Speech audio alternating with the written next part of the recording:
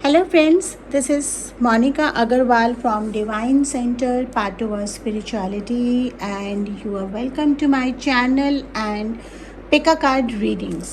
तो जैसा कि हमने चैनल पे एक पोल कंडक्ट करा था कि आप नेक्स्ट टॉपिक क्या देखना चाहते हैं, और जो टॉपिक जिसको सबसे ज़्यादा वोट मिला वो मिला आपका फ्यूचर स्पाउस कैसा होगा।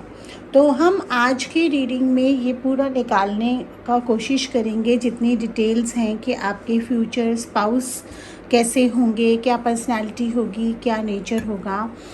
देखिए, हर किसी का एक ड्रीम होता है या कुछ इच्छाएं होती हैं कि उनका जो लाइफ पार्टनर है वो ऐसा हो। आप कुछ क्वालिटीज़ या कुछ चीज़ें आप उसमें देखना चाहते हैं, बट कहते हैं ना, रियलिटी और रियल लाइफ में बहुत डिफरेंस होता है।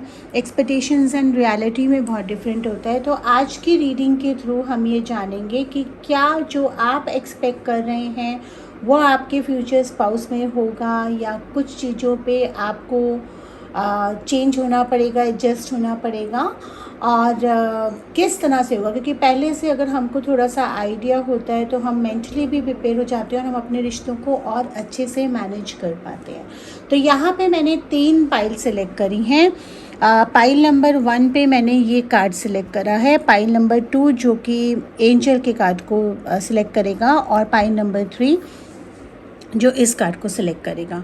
तो यहाँ पे जो आपको पाइल सिलेक्ट करनी है, पाइल 1, 2, 3 के नाम से आप सिलेक्ट कर सकते हैं, या फिर ये जो कार्ड्स रखे हैं pile 1, pile 2 and pile 3, in cards पे से आप आइज़ क्लोज करेंगे, अपने सांसों पे ध्यान लगाएंगे, रिक्वेस्ट करेंगे कि जो भी एंजल्स एंड स्पिरिचुअल एनर्जीज़ हैं वो मुझे हेल्प करें मेरी सही पाइल को चूज़ करने में। और 3 बार ये बेल बजेगा, उस पर ध्यान लगाइए।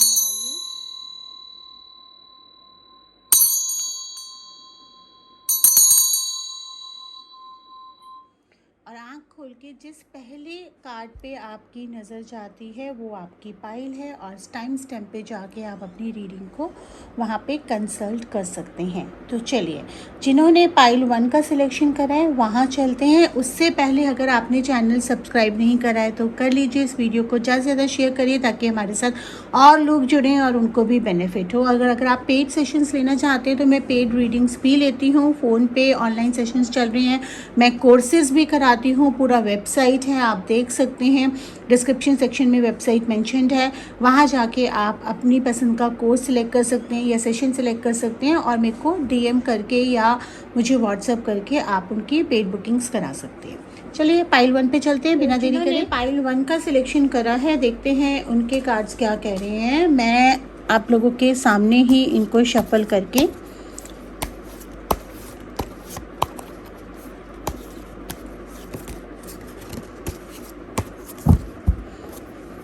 देखते हैं आपके फ्यूचर स्पाउस कैसे होंगे। मैंने 5 कार्ड्स इसमें से निकाले हैं, पहले इनको देखते हैं फिर बाकी कार्ड्स में शफल करूंगी, और एक हम एंजल आंसर भी निकालेंगे। कोई भी एंजल्स आपके बारे में कुछ मैसेज देना चाहती हैं फ्यूचर स्पाउस के बारे में। तो ये हैं आपके कार्ड्स।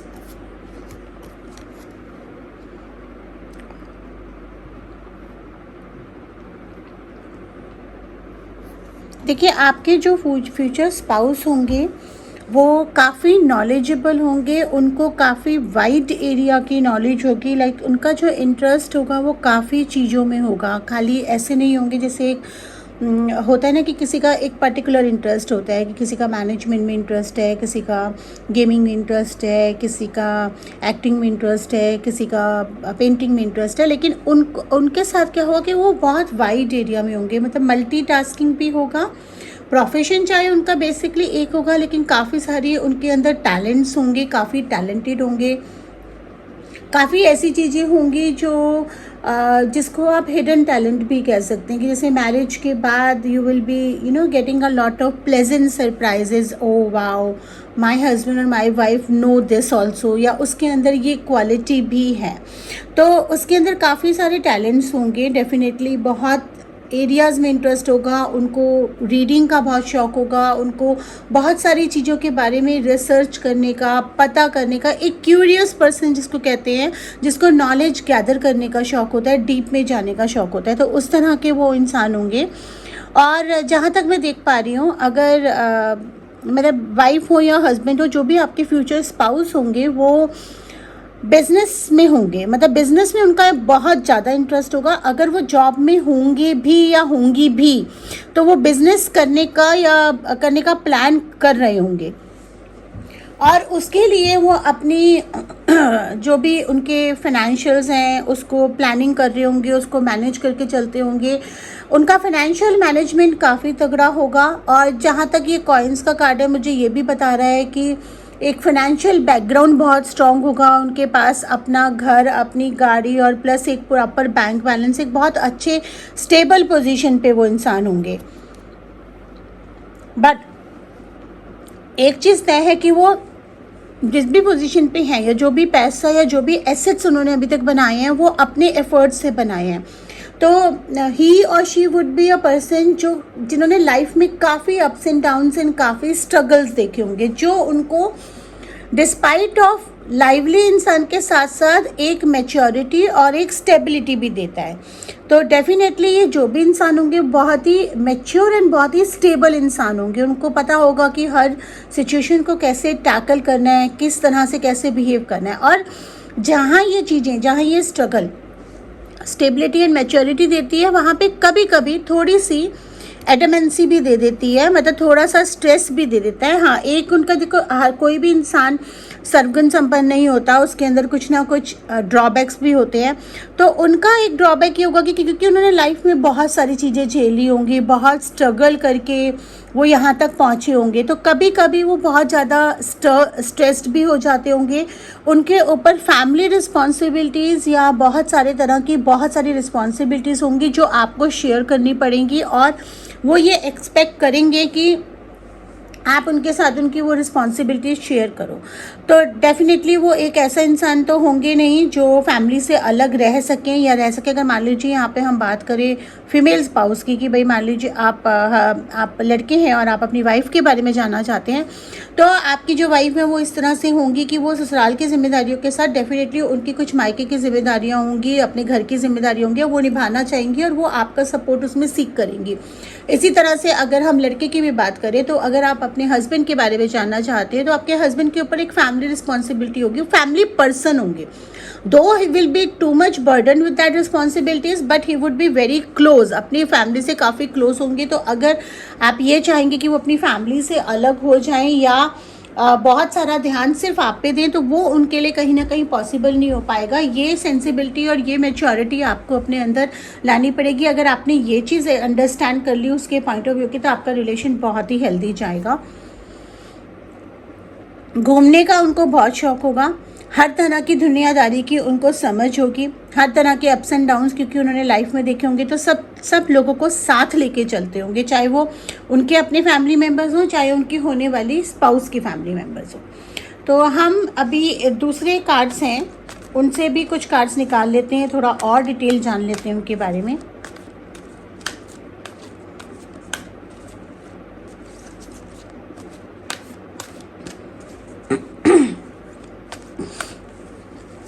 तो यहाँ पे मेरे पास कुछ और कार्ड्स हैं।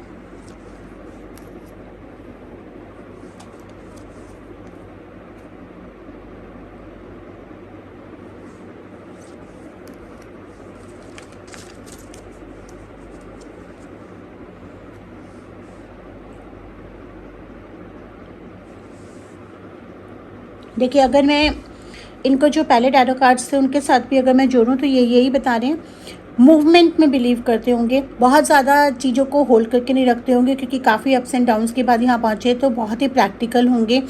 कोई भी मुसीबत आती होगी उसके सॉल्यूशन पे ज़्यादा फोकस करते होंगे और आगे बढ़ने में मूव करते होंगे, मतलब मूव ऑन करने में, कि कोई भी चीज़ों को होल्ड करके नहीं रखना, किसी भी चीज़ों को बहुत टाइम तक दिल में ग्रज करके नहीं रखना। आई कोई सिचुएशन उसको डील कराओ और देन आगे बढ़ो। तो he would be that kind of practical person होंगे। रॉक बॉटम का कार्ड मुझे ये बता रहा है कि ऊपर से वो जितना सख्त दिखते होंगे उतना ही सॉफ्ट होंगे, मतलब ऊपर से वो काफ़ी ये दिखाते होंगे कि मैं बहुत सख्त हूँ, या वो दिखाती होंगी कि मैं बहुत सख्त हूँ, लेकिन अंदर से बहुत ही सॉफ्ट हार्टेड, सबकी केयर करने वाले या केयर करने वाली इस तरह की होंगी। लेकिन क्योंकि हालात इस तरह से रह चुके होंगे उनकी लाइफ में कि उनको काफ़ी हार्श डिसीजंस लेने पड़े होंगे, जिसकी वजह से उनको, जैसे कहते हैं ना, इंसान पत्थर बन जाता है या इंसान कुछ एक्स्ट्रा मैच्योर हो जाता है। लेकिन एक चीज़ और है, जब जब आप उनकी ज़िंदगी में आएंगी या आएंगे, तब उसके बाद ही और शी वुड फील कि उनकी लाइफ उनको वापस मिल रही है, और धीरे धीरे लाइफ में जो फ़न मिसिंग था, जो इन्जॉयमेंट मिसिंग था, वो आने लगेगा आपके साथ। वो बहुत इन्जॉय करेंगे या करेंगी। आप लोग थोड़ा सा, मतलब आपकी जो लाइवलीनेस है और उनकी जो मैच्योरिटी है, उन दोनों का कॉम्बिनेशन इतना सॉलिड जाएगा कि आप बहुत ही अच्छे से अपनी ज़िंदगी को बिता पाएंगे। ओनली थिंग इज़ दैट कि आप दोनों को एक दूसरे को इनिशियल स्टेज पे वो समझना पड़ेगा, और एक दूसरे की फीलिंग्स का और एक दूसरे के जो स्ट्रगल्स हैं उनका रिस्पेक्ट करनी पड़ेगी बेसिकली। और आप दोनों की केमिस्ट्री में एक स्पार्क होगा। आप लोग डिस्टाइंड हैं, आपका मिलना लिखा है, और वो कहते हैं ना, अपोजिट अट्रैक्ट्स। दोनों नेचर में ज़रूर डेफिनेटली अपोजिट होंगे, लेकिन वो अपोजिट जो स्ट्रिंग्स है ना, वो आपको अटैच करके रखेंगी, वो एक दूसरे की कमी को पूरा करके रखेंगी, जो कि आपकी लाइफ में जो चीज़ें मिसिंग हैं उसको पूरा करने में आपको हेल्प करेगी। एक रोमांटिक स्पार्क आप लोग फील करेंगे अपने बीच में। आप लोगों का एक केमिस्ट्री जनरेट होगा, जिसकी वजह से आपकी लाइफ में बहुत नई चीज़ें होंगी। आप एक दूसरे के अंदर भी काफ़ी चेंजेस लाएंगे और चीज़ों को एंजॉय कर पाएंगे।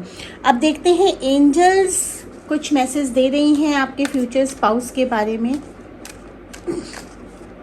क्योंकि आपके कार्ड्स मुझे दिख रहे हैं, तो इसमें मुझे ये भी दिख पा रहा है पर्सनैलिटी वाइज ही और she would be very strong, and बहुत अच्छे से अपने आप को कैरी करने का तरीका उनको पता होगा। सिस्टमैटिक रहना पसंद होगा, साफ़ सुथरा रहना पसंद होगा। एंजल्स देखते हैं एंजल्स क्या बता रही हैं। पॉजिटिव रहिए एंड अपॉर्चुनिटी। तो एंजल्स ये कह रही हैं कि आप दोनों का रिलेशन कुछ ऐसा जुड़ेगा कि एक दूसरे से मिलने के बाद लाइफ में आपके बहुत पॉजिटिविटी आएगी, और आपको भी ये ज़रूरी है कि अगर कोई चीज़ इनिशियल स्टेज पे आपको लगे कि वो आपके एक्सपेक्टेशंस के अकॉर्डिंगली नहीं है, तो आपको पॉजिटिव रहने की ज़रूरत है, उसको टाइम देने की ज़रूरत है, समझने की ज़रूरत है। एंड अपॉर्चुनिटी का कार्ड मुझे ये बता रहा है कि मैरिज के बाद आप दोनों का ही लक एक दूसरे के लिए शाइन करेगा। तो करियर वाइज भी आप लोग बहुत ग्रो करेंगे, आप भी, आपके हस्बैंड भी, या आप भी, आपकी वाइफ भी, मतलब ये दोनों जेंडर्स के लिए एप्लीकेबल है रीडिंग। तो अगर आप अपनी वाइफ के लिए देख रहे हैं तो ये चीज़ें उन पर एप्लीकेबल होती हैं। अगर आप अपने हस्बैंड के लिए देख रहे हैं, फ्यूचर हस्बैंड के लिए देख रहे हैं, तो ये उन पे एप्लीकेबल होती है।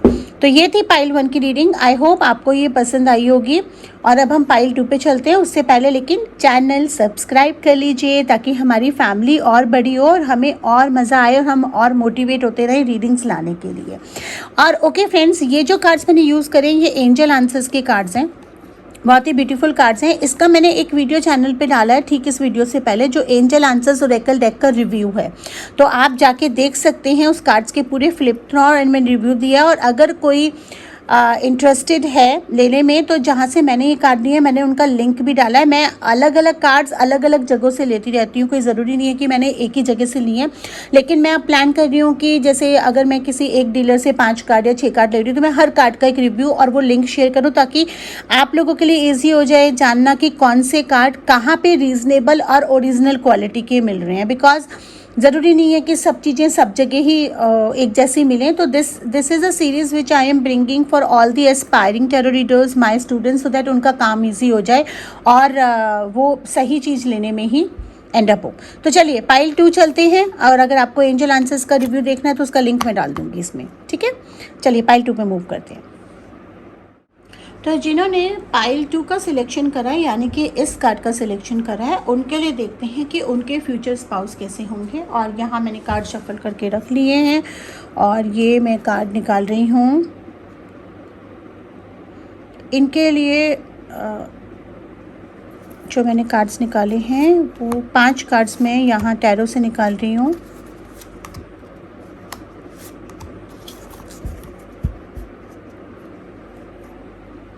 एक बात मैं आपको बता दूं फ्रेंड्स, जो भी कार्ड्स के रिव्यूज़ भी मैं डाल रही हूँ, अगर आप टैरो रीडर हैं और आप एट्यून्ड हैं उन कार्ड से, तो ही वो आपको फ़ायदा करेगा। क्योंकि एक चीज़ इंडिया में बहुत लोग मिसिंग करते हैं कि अट्यूनमेंट नहीं देते हैं टैरो कार्ड्स का। अगर आपको वो अट्यूनमेंट नहीं मिला है और आपने प्रॉपरली वो चीज़ नहीं सीखी है, तो रीडिंग्स में उतनी एक्यूरेसी नहीं आ पाती है। रीडिंग तो बहुत लोग कर लेते हैं, बट एक्यूरेट होना सबसे इंपॉर्टेंट होता है। तो अगर आप मेरे स्टूडेंट हैं और ये देख रहे हैं और आपने ग्रैंड मास्टर का या प्रोफेशनल कोर्स करा है, मैंने आप लोगों को सिखाया योगा अट्यूनमेंट कैसे करते हैं, लेकिन फिर भी अगर आपको कोई पर्टिकुलर कार्ड अट्रैक्ट करता है और जो आपको लगता है कि रीड करने में मुश्किल है और आपको उसकी क्लासेस लेने हैं, तो बहुत ही एक्स्ट्राऑर्डिनरी डिस्काउंटेड प्राइस पे 1 दिन या 2 दिन का आप क्लास मुझसे ले सकते हैं, जहाँ पे मैं आपका अट्यूनमेंट करवा दूंगी उस कार्ड से और आपको वो समझा दूंगी। और अगर आप मेरे स्टूडेंट नहीं हैं, न्यू टैरो रीडर हैं और आप प्रॉपरली सीखना चाहते हैं, तो you can ask me to join a complete course and you can request me कि मुझे इस डेक से सीखना है। ठीक है, चलिए पाइल 2 के लिए देख लेते हैं कि उनके फ्यूचर स्पाउस कैसे होंगे।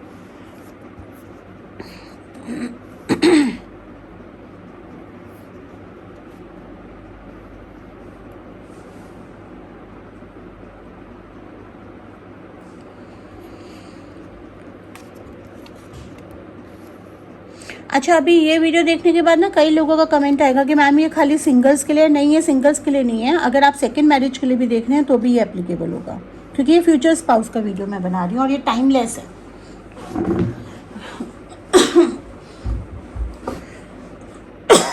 सॉरी। तो यहाँ पे ब्यूटीफुल आप लोगों की जो पाइल जिन्होंने सिलेक्ट करा है, इसमें 4 कॉइन्स के कार्ड आए हैं। तो डेफिनेटली ये इस चीज़ को इंडिकेट करता है कि जो भी आपके फ्यूचर स्पाउस होंगे वो थोड़े से मेटलिस्टिक एंड मनी माइंडेड होंगे, मनी मैटर्स में अच्छे भी होंगी, बिजनेस का सेंस भी होगा। अगर वो जॉब में भी होंगे तो बहुत ही हायर अथॉरिटी पे होंगे, काफ़ी अच्छा अर्न करने वाले होंगे, लेकिन मनी माइंडेड भी होंगे। तो जितना वो अर्न करते होंगे उतना वो स्पेंड नहीं करते होंगे।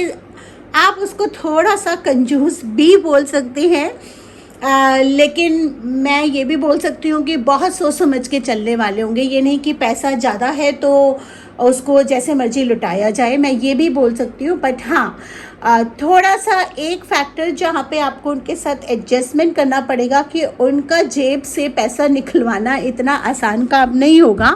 आपको लिटरली उन्हें कन्विंस करना पड़ेगा, अगर कोई महंगी चीज़ खरीदनी है, कि आपको वो क्यों चाहिए, तभी वो पैसा देंगे। हालांकि पैसा उनके पास बहुत होगा, चाहे वो लड़का हो चाहे वो लड़की। अगर 5 भी है तो वो भी काफ़ी, बट मनी माइंडेड होंगे। तो मनी माइंडेड का ना क्या होता है कि लोग मनी माइंडेड को बहुत ही नेगेटिव सेंस में लेते हैं, लेकिन डिपेंड करता है कि आप मनी माइंडेड किस तरह से हो। एक तो है कि मनी माइंडेड की पैसे के अलावा आपको कुछ सूझ नहीं रहा है और आप उसको हावी होने दे रहे हो, and you doing all the wrong things for you. एक होता है money minded that you respect कि yes money is an energy और मुझे चाहिए अपनी लग्जरीज को करने के लिए, तो मैं अपने बिजनेस में बिजनेस की तरह करूँगा, पर्सनल में पर्सनल की तरह डील करूँगा, तो उसमें कोई बुराई नहीं है। मेटलिस्टिक और मनी माइंडेड हर कोई होता है, वो कितने टाइम तक होता है वो डिपेंड करता है। तो yes, he or she would be on a very stable and a senior job, जहाँ पे उनका सैलरी बहुत अच्छा होगा और वो उसको लग्जरी को एंजॉय भी करती होंगी। एक फूल का कार्ड मुझे ये बता रहा है कि आपके लिए ये शादी या आपके जो फ्यूचर स्पाउस के साथ आपका रिलेशन है, ये आपकी एक न्यू बिगनिंग को इंडिकेट करेगा। इट इज़ पॉसिबल कि जिन्होंने ये पाइल सेलेक्ट करा है उनका पास्ट में कोई एब्यूजिव रिलेशन रहा है या कोई शादी ऐसी रही है जो चली नहीं है और उनका बहुत ही बुरा एक्सपीरियंस रहा है रिश्तों को लेके या चीज़ों को लेके। तो यहाँ पे आप इस रिश्ते में एक बहुत ही अलग से एक्सपीरियंस करेंगे जो ट्रू चीज़ें होती हैं। अगर आपका अब्यूजिव रहा है तो रिस्पेक्ट क्या होती है, वाइफ के हक क्या होते हैं, पति के हक क्या होते हैं, ये सब आप इनके साथ एक्सपीरियंस करेंगे। तो दिस इज़ वन थिंग जो आप एंजॉय करेंगे और आप रेलिश करेंगे कि येस इट इज़ गुड कि ये इंसान मेरी लाइफ में आए। जैसा कि ये कॉइन भी बता रहा है कि उनकी लाइफ में अभी बहुत सारी चीज़ें करियर पॉइंट ऑफ व्यू को लेके, फाइनेंशियल पॉइंट ऑफ व्यू को लेके वो प्लानिंग कर रहे हैं। तो डेफिनेटली जो भी आपके फ्यूचर स्पाउस हैं वो अभी जल्दी शादी करने का नहीं सोच रहे हैं। हालांकि आप उनसे मिलते कब हैं कब नहीं मिलते हैं ये रीडिंग हम अलग कर सकते हैं या आप पेट बना सकते हैं, लेकिन जो भी इंसान है ये मैरिज का प्लानिंग नेक्स्ट ईयर तक ही कर रहे हैं। जब भी आप ये रीडिंग दे रहे हैं तब से नेक्स्ट ईयर का टाइम है। और उनकी लाइफ में ना कुछ चीज़ें ऐसी हैं कि जिस तरह से आपके कुछ पास्ट बैड एक्सपीरियंसेस हैं, उनके भी कुछ पास्ट बैड एक्सपीरियंसेस हैं। एंड वो वेट कर रहे हैं कि उनके साथ जस्टिस हो, उनके साथ जजमेंट हो, उनको उनका डिज़ायर्ड शेयर मिले अपनी लाइफ में। तो जब वो आपके साथ मिलेंगे, वो खुलने में उनको टाइम लगेगा, उनको आप पे ट्रस्ट आने में, आपको उन पे ट्रस्ट आने में टाइम लगेगा, क्योंकि वो कहते हैं ना, दूध का जला तो छाछ भी फूक फूक के पीता है, समथिंग लाइक दैट। कि देन ही और she has gone through so much of bad experience कि एकदम से वो बॉन्डिंग एंड वो ट्रस्ट आने में you people will take time. Specially आपके स्पाउस को काफ़ी टाइम लगेगा, तो आपको उन्हें टाइम देना पड़ेगा। उनके साथ आप धीरे धीरे रिलेशन बढ़ा सकते हैं और धीरे धीरे ये रिश्ता आपका, देखिए ये है कॉइन का कार्ड, बट ये बहुत ही ब्यूटीफुल पिक्चर है और बहुत ही ब्यूटीफुल इंडिकेशन दे रहा है कि बूंद बूंद से सागर बनता है। तो एक एक कॉइन यानी कि रिश्ते की एक एक चीज़, फेथ, ट्रस्ट, प्यार, केयर, इससे आप अगर सींचेंगे तो आपका ये जो रिश्ते का गिलास है ना, वो पूरा भर जाएगा और बहुत ही प्रस्पैरस करेगा। तो आपको इस रिश्ते को एक पेड़ की तरह सींचना होगा और इस गिलास को भरने के लिए एक एक कॉइन, मतलब एक एक चीज़ इसमें डालनी पड़ेगी जो रिश्ते के लिए ज़रूरत होती है, और तब जाके ये गिलास भरेगा और तब जाके ये एक अबेंडेंट रिलेशनशिप होगा। तो हम दूसरे कार्ड से और देख लेते हैं कि हमारे लिए क्या इंडिकेशंस आ रहे हैं आपके स्पाउस के बारे में, फ्यूचर स्पाउस के बारे में। Okay, so beautiful card and a beautiful message for you all.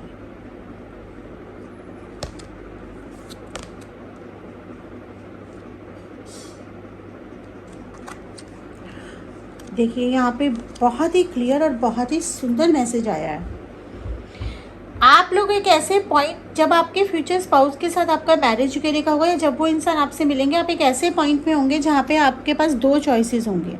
आप कौन सा चॉइस करते हैं, कौन सा दरवाज़ा चुनते हैं, कौन सा चॉइस आप करते हैं, ये डिपेंड करेगा कि आपकी लाइफ क्या टर्न ले रही है। क्योंकि हमारे सोलमेट्स एक से ज़्यादा होते हैं, ज़रूरी नहीं है कि हमारी शादी हमारे सोलमेट से ही हो, लेकिन आपके पास दो चॉइसेस होंगी। मे बी आपका जो पास्ट है वो आपके पास वापस आ रहा हो और आपका जो फ्यूचर है वो आपके सामने खड़ा हो।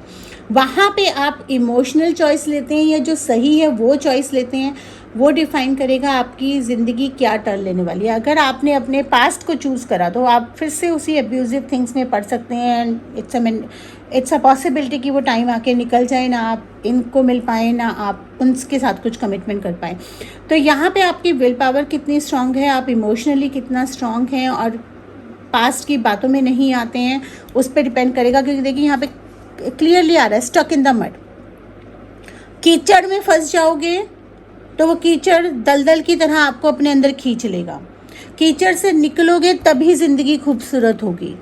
तो बेसिकली जो पास्ट है आपका, वो आपका एक कीचड़ की तरह है जो वापस आपके सामने जाके खड़ा होगा जब आपका ये फ्यूचर स्पाउस होगा। मतलब पास्ट, अतीत और प्रेजेंट आपके सामने खड़ा है। अब आप वर्तमान और अतीत में से आप क्या चुनते हैं, ये डिपेंड करेगा कि आपकी ज़िंदगी झरने की तरह खूबसूरत होती है या मिट्टी में फंस के रह जाती है। तो ये डिपेंड करेगा आपकी उस चॉइस पे। तो what choice you are going to make at that time will define the quality of your life and quality of your relationship. चलिए देखते हैं एंजल्स क्या मैसेज दे रही हैं हमें इसके बारे में। एंजल्स दे रही है कि जब भी वो इंसान आपकी लाइफ में आए, you should take an action. उस रिलेशनशिप को ध्यान दीजिए, उस पर अपना टाइम करिए और न्यू डायरेक्शन। अगेन एंजल का भी कार्ड यही आ रहा है कि आप जो आपका वर्तमान है, जो नया डायरेक्शन है, उसी को चूज़ करें और उसी की तरफ एक्शन लें। पास्ट की तरफ गलती से भी मुड़ के जाने की कोशिश ना करें, वो आपके लिए डिज़ास्टर होगा आपके रिलेशनशिप के लिए। सो देखिए हमें फ्यूचर स्पाउस की रीडिंग में एक बहुत अच्छा मैसेज और बहुत क्लैरिटी भी मिल गई। चलिए अब हम देखते हैं जिन्होंने पाइल 3 का सिलेक्शन करा है उनके फ्यूचर स्पाउस कैसे होंगे, क्या रीडिंग आती है। रीडिंग्स कैसी लगी बताना मत भूलिएगा। और अगर आपको शेयर कर सकते हैं, आप इसको लाइक कर सकते हैं, कमेंट कर सकते हैं और सब्सक्राइब कर सकते हैं।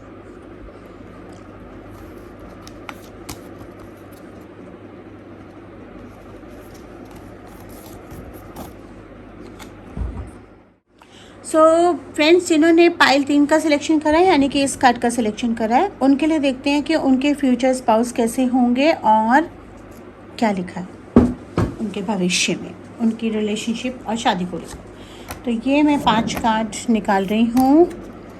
कुछ मैंने बीच में से निकाले हैं, कुछ मैंने यहाँ से निकाले हैं। ये कार्ड्स मैं शफल करके और चार्ज करके रखती हूँ हर पाइल से पहले, और आपके सामने सिर्फ मैं चूज़ करके निकालती हूँ। तो आप निकालती मैं आपके सामने ही हूँ। ये देखिए, ये आपके कार्ड्स आ गए हैं, very beautiful cards. Channel subscribe नहीं करा है तो कर लीजिए अभी तक, और ज़्यादा से ज़्यादा वीडियो को शेयर करिए, लाइक करिए, सब्सक्राइब करिए। पेड रीडिंग्स बुक करानी है तो आप मुझे व्हाट्सअप कर सकते हैं। हमारे चार्जेस फिक्स्ड हैं, हम बार्गेनिंग एंटरटेनिंग करते हैं, और चार्जेस टाइम एंड एक्यूरेसी के हिसाब से होते हैं। इसलिए we just request that you should respect our time and do not compare us with the other readers. This is a humble request for all the fans and okay. तो आप लोगों के फ्यूचर स्पाउस कैसे होंगे? यहाँ पे fire element है जो मुझे दिखाता है कि थोड़ा सा एग्रेसिव हो सकते हैं, थोड़ा सा हाइपरनेस उनके अंदर हो सकती है। जैसे मतलब देखिए, बुरा, ये एग्रेशन और हाइपरनेस का मतलब ये नहीं होता कि इंसान बुरा हो जाता है। ये अपना अपना नेचर होता है, और कई बार हालात होते हैं जो इंसान को वैसा बना देते हैं। तो आपके जो फ्यूचर स्पाउस हैं उनके साथ एक ड्रॉबैक ये हो सकता है कि वो एग्रेशन और हाइपरनेस उनके अंदर होगा, जो कभी कभी एक ऐसी सिचुएशन ला देता होगा कि कोई बोले उसके सुनने से पहले ही वो अपने स्टेटमेंट या जजमेंट पास कर देते होंगे।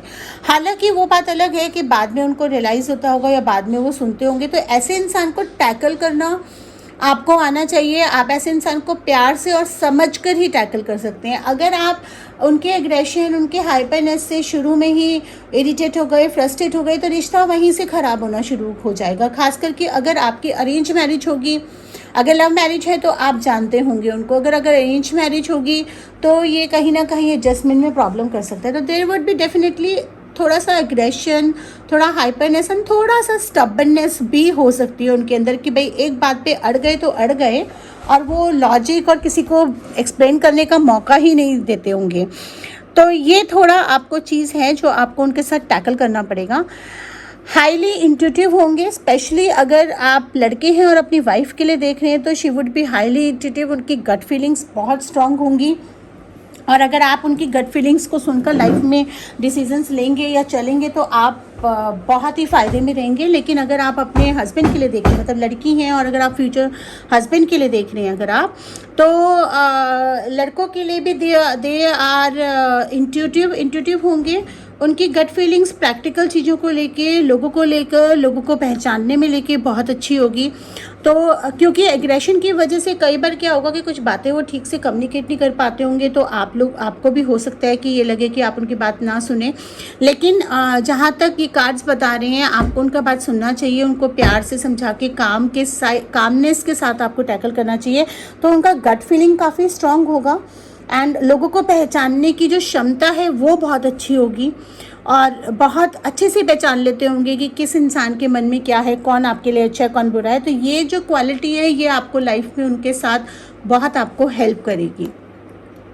थोड़ा सा एक जहाँ पे एक अग्रेशन वगैरह आता है, वहाँ पे एक चीज़ ये भी आता है कि क्योंकि उनके साथ पास्ट में कुछ चीज़ें ऐसी हुई हैं जहाँ पे लोगों ने उनको एनकरेज नहीं करा है, डिस्करेज करा है, या उनके अपने ही लोगों ने कुछ उनको बिट्रे करा है, धोखा दिया है। तो उनका विश्वास ना लोगों से और प्यार से उठ गया है, जो उनको एग्रेसिव एंड ओवर प्रैक्टिकल बना देता है।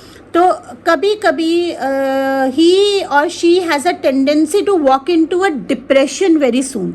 मतलब डिप्रेशन में और स्ट्रेसफुल सिचुएशन में बहुत जल्दी फॉल करने की टेंडेंसी होगी, और शेयर नहीं बहुत ईजिली करते होंगे। लेकिन मैं ये देख पा रही हूँ कि अभी वो एक ऐसी सिचुएशन में जहाँ पे प्यार की तरफ मुँह करके ना इधर उधर कहीं भटक रहे हैं। लेकिन जब आप उनकी ज़िंदगी में आएंगे, जब आप समझेंगे, जब ये रिश्ता आगे बढ़ेगा, उनका वापस ट्रस्ट आ जाएगा प्यार के ऊपर, और वापस उनके अंदर एक सौम्यता, एक शांतता, लोगों के प्रति ट्रस्ट, आपके प्रति प्यार, वो सब जनरेट होगा। बट इट विल टाइम, मतलब बेसिकली ना वो दरवाज़ा खोलने की देर है।